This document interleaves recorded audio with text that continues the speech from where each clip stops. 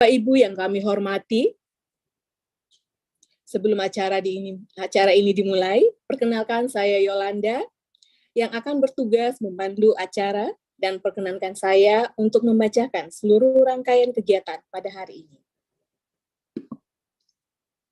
Rangkaian acara webinar pada hari ini antara lain menyanyikan lagu Indonesia Raya dan Mars Kementerian Koperasi dan UKM, penyampaian keynote speech dan sekaligus pembukaan acara webinar koperasi pasca Undang-Undang nomor 4 tahun 2023 tentang P2SK atau Peraturan Pengaturan Sektor Keuangan oleh Bapak Deputi Bidang Perkoperasian, dilanjutkan dengan penyampaian materi webinar koperasi pasca Undang-Undang nomor 4 tahun 2023 tentang P2SK atau Peraturan Pengaturan Sektor Keuangan oleh narasumber yang nantinya akan dipandu oleh moderator, dilanjutkan dengan diskusi dan tanya jawab, serta penutup.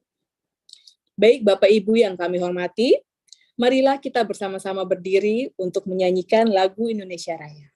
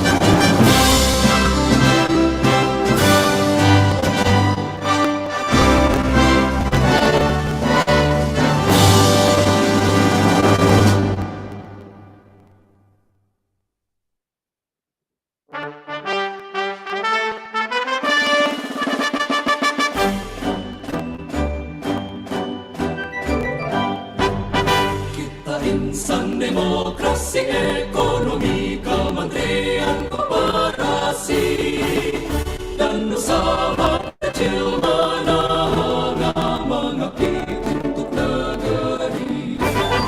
Kita sambungkan segala sumber daya bangun usaha bersama dan ekonomi lebih mandiri, indivisi Kementerian Koperasi dan Usaha Kecil Menengah, kerja untuk kesejahteraan bagi kemakmuran bangsa. Satu usaha, kebijakan yang tepat untuk melayani masyarakat, ekonomi lebih mandiri.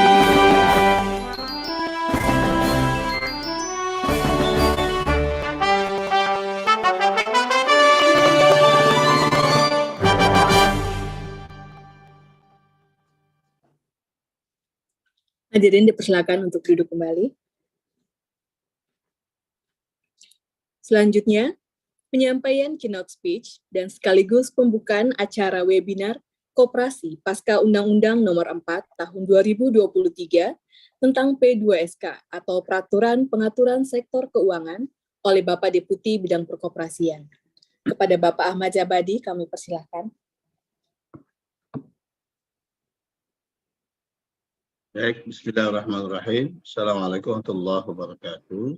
Waalaikumsalam warahmatullahi wabarakatuh. Terima kasih Mbak Yolanda, selaku MC. Yang saya hormati Bapak dan Ibu Kepala Dinas Koperasi dan UKM, Provinsi dan Kabupaten Kota yang hadir pada kesempatan siang hari ini melalui virtual tentunya.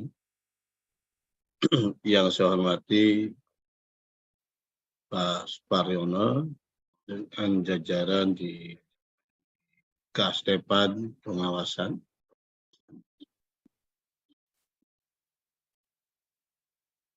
teman-teman para penggiat, pengurus, dan anggota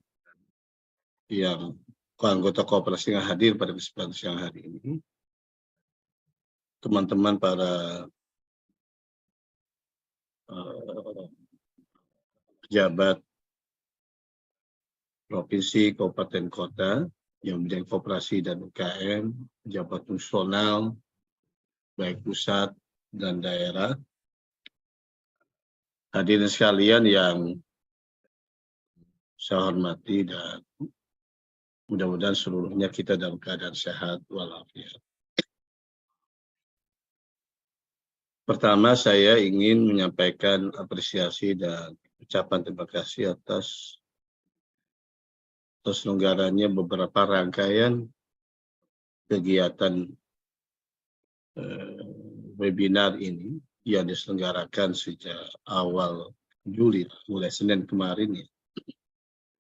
Mulai tanggal 3 Juli, dan insya Allah ini akan kita teruskan. Kita ingin menjadikan bulan Juli ini sebagai bulan koperasi, dan bertepatan dengan tanggal 12 Juli nanti itu adalah hari peringatan Hari Koperasi Nasional yang ke-76.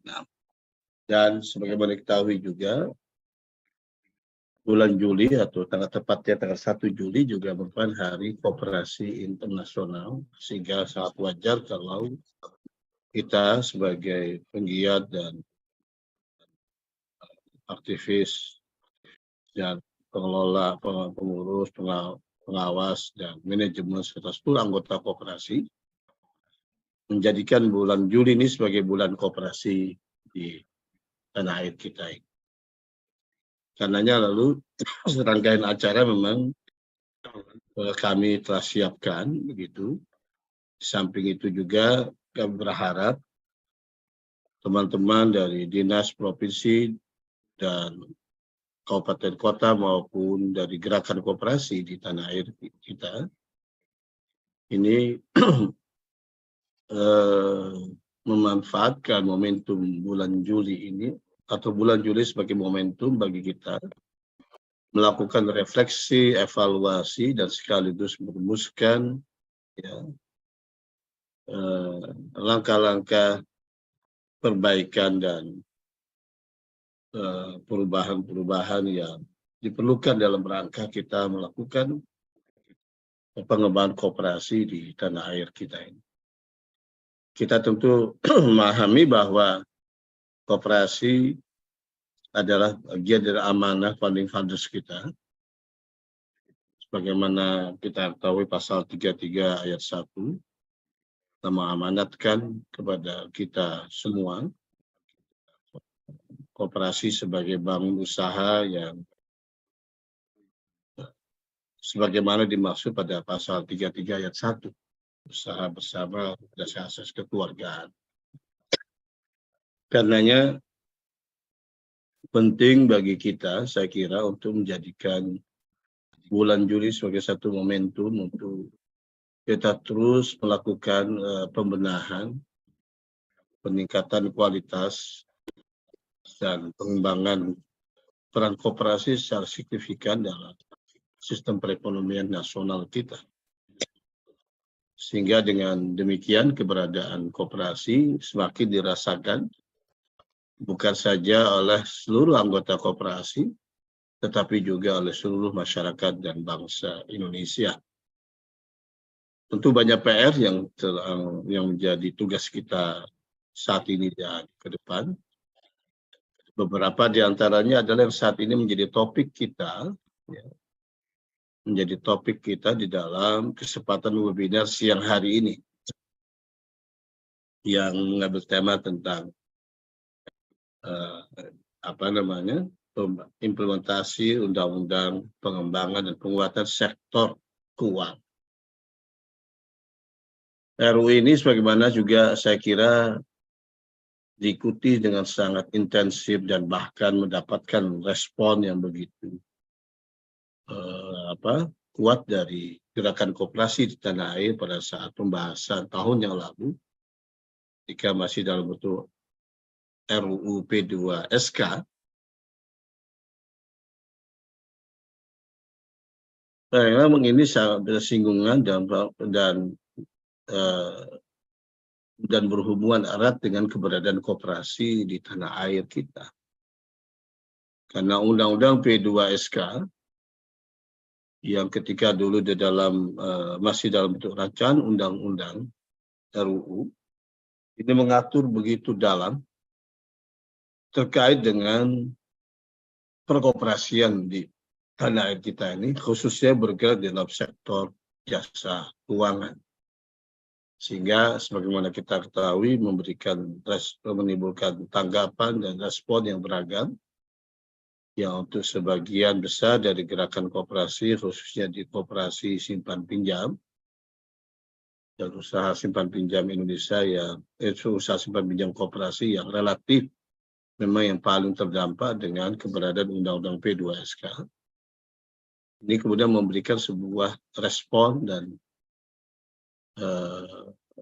kritik yang saya kira sangat konstruktif, yang pada akhirnya dari semula tidak kurang dari 27 atau 52 pasal yang mengatur tentang perkoperasian di dalam RUU P2SK, dalam kurang lebih sekitar 200 daftar isian masalah DIN yang dibahas di dalam RUU pada waktu itu, yang alhamdulillah dengan perjuangan kita semua dan dukungan yang begitu luar biasa dari gerakan koperasi,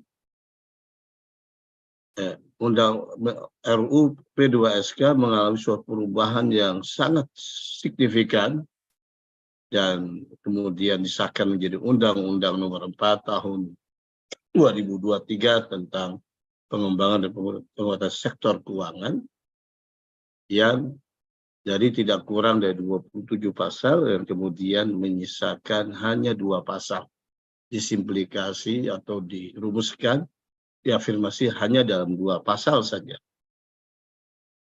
Yaitu di pasal 202 dan pasal 321. Pasal 212 di dalam Undang-Undang P2SK itu menyangkut berada di batang tubuh. Kemudian pasal 321 itu di pasal peralihan. Inilah yang menjadi sebagian kesepakatan yang sudah dituangkan dalam Undang-Undang P2SK, yang merupakan bentuk konklusi dari perjuangan luar biasa dari seluruh gerakan koperasi, sehingga untuk diketahui di dalam RUU P2SK semula koperasi yang hanya semula yang bergerak sektor jasa keuangan itu hanya diakomodir untuk usaha simpan pinjam. Sementara kemudian pada usaha-usaha sektor keuangan lainnya, perbankan, asuransi, kemudian kripto gitu ya, kemudian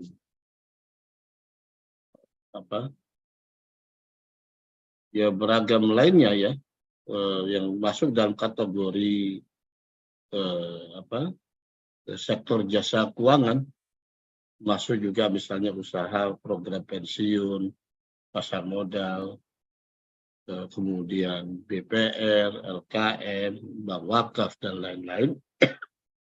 Itu di luar usaha simpan pinjam koperasi, itu tidak lagi boleh berbadan hukum koperasi. Itu di dalam RUU-nya seperti itu. Dan alhamdulillah dengan dukungan dan perjuangan yang luar biasa dari dukungan yang dari teman-teman semua, kita kemudian berhasil memastikan di dalam Undang-Undang P2SK, ya, yang undang-undang yang semula merupakan inisiatif DPR tentunya, itu kemudian kita mendapatkan dukungan kuat baik dari DPR maupun dari seluruh fraksi yang ada, bahwa koperasi ya dengan badan hukumnya ini dapat bergerak di seluruh sektor jasa keuangan, tidak dibatasi. Ya. Jadi koperasi bisa menjalankan usaha di sektor perbankan, usaha asuransi, usaha program pensiun atau pasar modal, usaha lembaga pembiayaan, dan kegiatan usaha lain yang belum diatur, yang kemudian diatur di dalam Undang-Undang mengenai sektor jasa keuangan. Sehingga dengan kata lain, dengan Undang-Undang P2SK ini, Undang-Undang Nomor 4 Tahun 2023 memastikan bahwa koperasi tidak lagi ada pembatasan untuk masuk di seluruh sektor lapangan usaha jasa keuangan. Kalau kita memiliki kemampuan untuk mendirikan bank dengan badan hukum koperasi, ya dengan Undang-Undang P2SK ini sudah bisa. Kita mendirikan koperasi asuransi juga sudah bisa. Kita mendirikan koperasi yang bergerak di usaha pasar modal, itu sudah bisa. Atau koperasi berlantai di pasar modal untuk sektor real, untuk usaha-usaha investasi dan sebagainya sudah bisa. Jadi tidak ada pembatasan. Semua lapangan sektor usaha, lapangan usaha sektor jasa keuangan, koperasi sudah dipastikan memiliki kesempatan yang sama dan seluas-luasnya untuk dapat menyelenggarakan usaha-usaha di sektor jasa keuangan. Hanya saja lalu kemudian, ya tentu saja terhadap berbagai usaha sektor jasa keuangan di luar usaha simpan pinjam, ya saya ingin ulangi sekali lagi, untuk seluruh kegiatan usaha di sektor jasa keuangan yang masuk dalam lingkup jasa keuangan di luar usaha simpan pinjam, tentu saja proses pengaturan, izin dan pengawasannya tidak di bawah Kementerian Koperasi dan UKM. Karena apa? Karena memang itu sudah menyangkut kewenangan yang dimiliki oleh berbagai institusi yang memiliki otoritas di dalam menyelenggarakan kegiatan-kegiatan dimaksud. Untuk bagian terbesar adalah tentu saja pengaturan izin dan pengawasannya di bawah otoritas jasa keuangan OJK. Jadi kalau koperasi ingin didirikan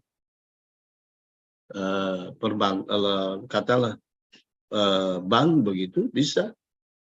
Sebagaimana dahulu sebenarnya kita pernah punya Bukopin dulu sempat punya Bank Umum Koperasi dan badan hukumnya koperasi. Kita pernah punya.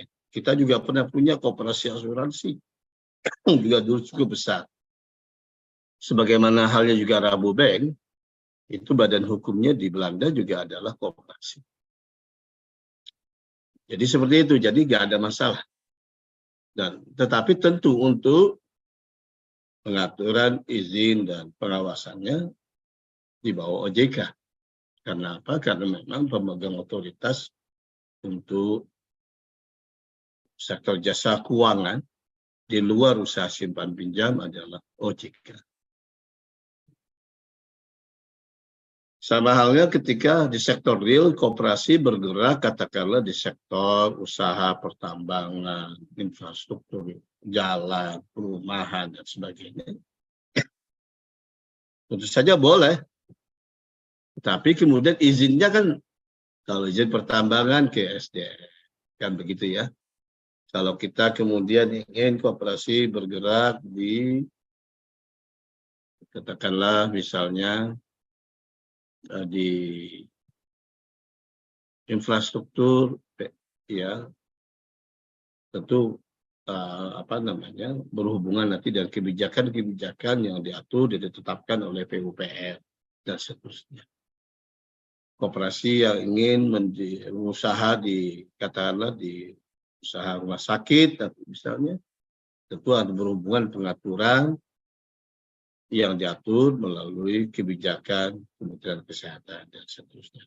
Dan itu adalah hal yang saya kira lumrah, wajar, harus ditempuh karena memang tidak mungkin keseluruhan otoritas dari penyelenggaraan usaha-usaha tadi di bawah Kementerian Koperasi dan UKM.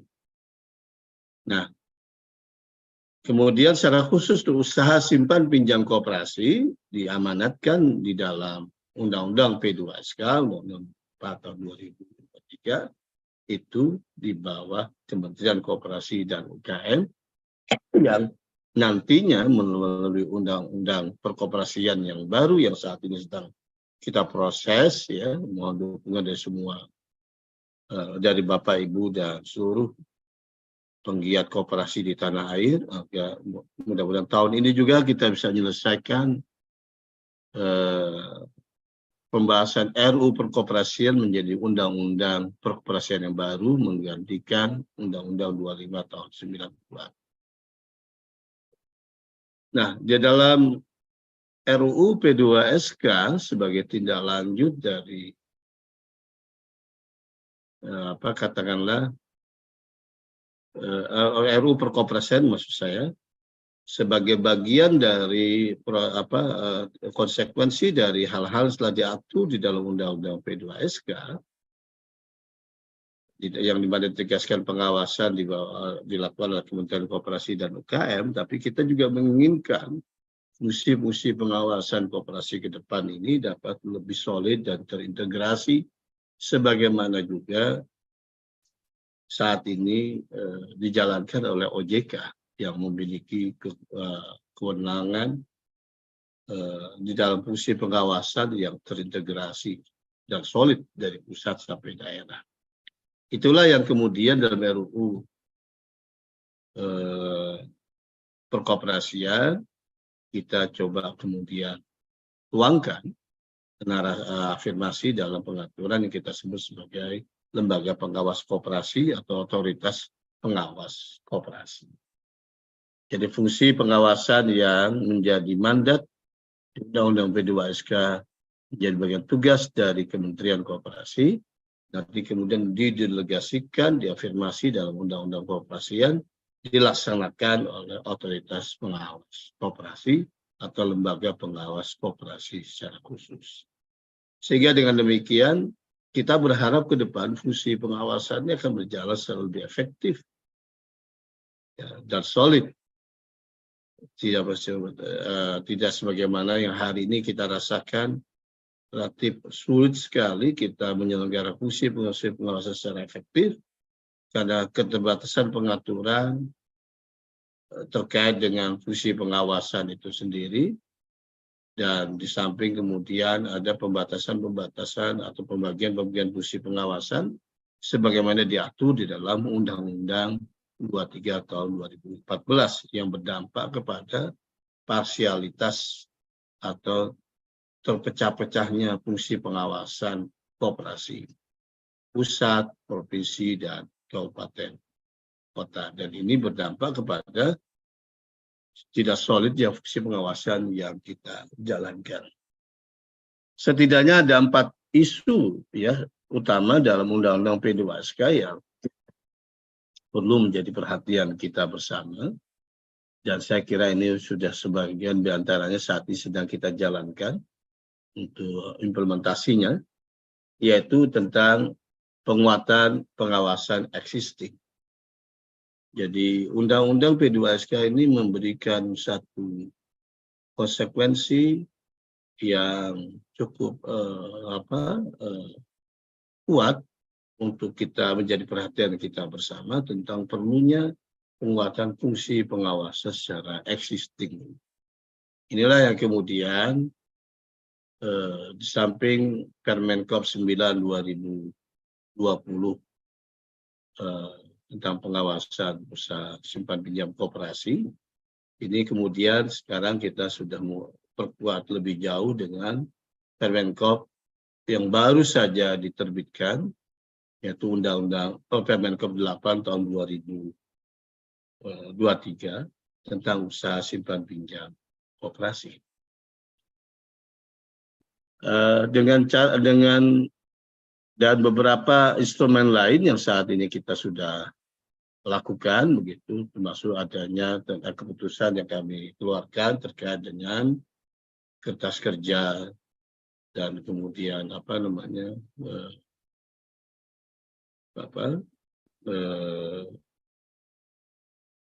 beberapa surat edaran yang kami keluarkan terkait dengan upaya kita untuk lebih mengokohkan ya sambil menuju pada nanti undang-undang perkoperasian yang baru. Di masa ini kita kemudian mencoba untuk melakukan proses transisi secara baik. Kemudian isu kedua dalam Undang-Undang P2SK ini adalah ketentuan peralihan yang tadi saya sebutkan di pasal 321. 321 terkait dengan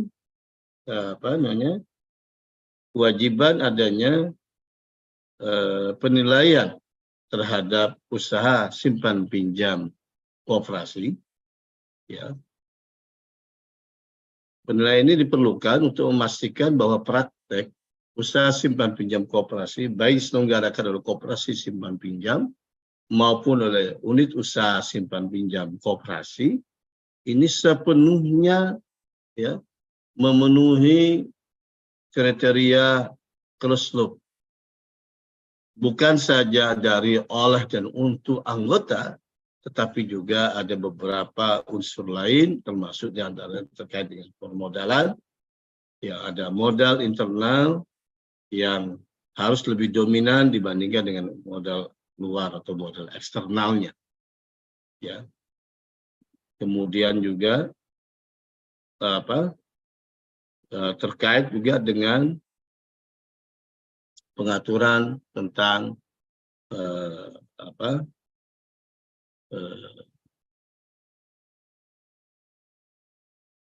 pemenuhan regulasi izin usaha simpan pinjam koperasi dan seterusnya.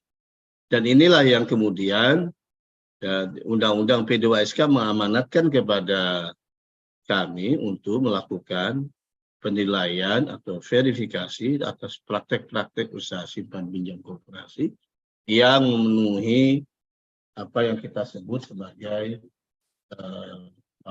closed loop tadi.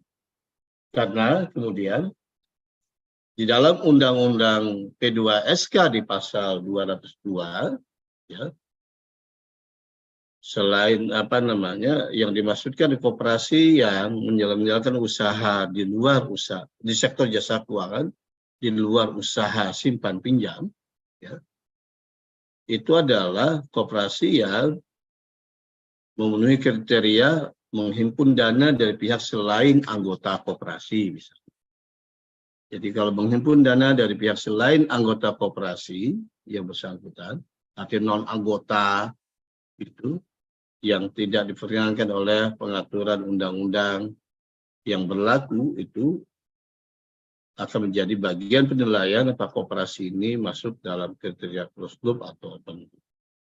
menghimpun dana dari anggota koperasi lain, artinya bukan anggota koperasinya sendiri gitu ya, menyalurkan pinjaman ke pihak lain selain anggota koperasi yang bersangkutan, dan atau menyalurkan pinjaman ke anggota koperasi lain, menerima sumber pendanaan dari bank dan atau lembaga keuangan lain yang melewati batas maksimal yang ditetapkan oleh Menteri.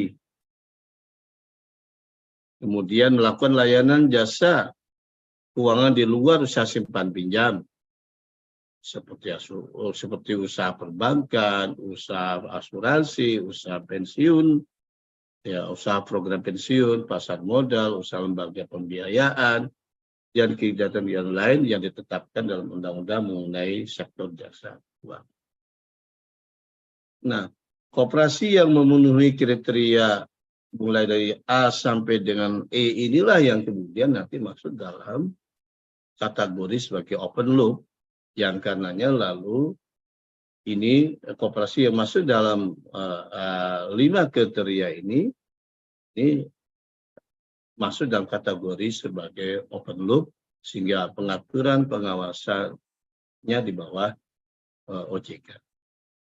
Nah, ini yang kemudian praktek-praktek usaha simpan pinjam koperasi baik yang dilakukan oleh KSP, koperasi simpan pinjam, baik konvensional maupun syariah, ya, atau juga yang dilakukan oleh unit usaha simpan pinjam koperasi, ya, yang terindikasi memenuhi 5 kriteria ini, itu akan kemudian akan kita serahkan pada OJK untuk dapatkan penilaian pada OJK.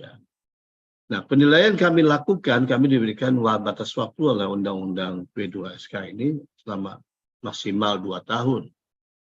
Ya, dan untuk ini kemudian kita sudah menindaklanjuti pertama dengan menerbitkan Permen 8 tahun 2023 sebagai tindak lanjut dari Undang-Undang P2SK.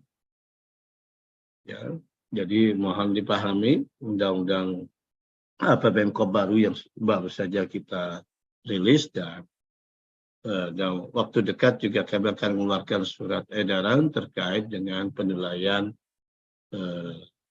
usaha simpan pinjam koperasi sebagai bagian dari implementasi kita untuk memenuhi perintah Undang-Undang P2SK. Dan isu yang terakhir, yang keempat, terkait dengan Undang-Undang P2SK ini adalah ya, keberadaan fungsi pengawasan yang lebih kuat yang diselenggarakan dan diafirmasi oleh Undang-Undang Perkoperasian yang baru, yaitu Lembaga Pengawas Koperasi Simpan Pinjam yang kita sudah rilis, kita sebut dengan Otoritas Pengawas Koperasi atau OPK. Bapak dan Ibu serta teman-teman sekalian yang saya hormati, karenanya saya berharap betul berbagai pendalaman yang nanti disampaikan oleh para narasumber dan kemudian diskursus yang berkembang dalam diskusi dalam webinar ini dan kesempatan-kesempatan berikutnya, saya kira ini kemudian perlu untuk menjadi sebuah kesadaran kolektif dari kita bahwa di usaha sektor jasa keuangan, termasuk usaha simpan pinjam koperasi atau di KSP, KSPPS, atau usaha simpan pinjam koperasi dan bentuk unit usaha simpan pinjam, ini memang harus dikelola secara memenuhi prinsip prudent, ya, hati-hati karena ini menyangkut pengelolaan dana masyarakat dalam hal ini anggota koperasi.